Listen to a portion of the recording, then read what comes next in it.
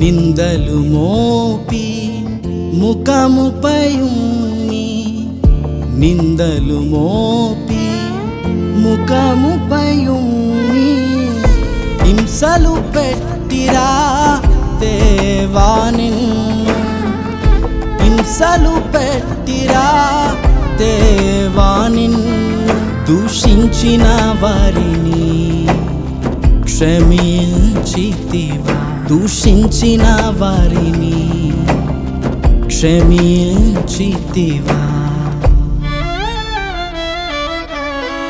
భారమైన సిలువా తూలుతూ మోస్తూ సాగింది యాత్ర కలువరిగిరికి.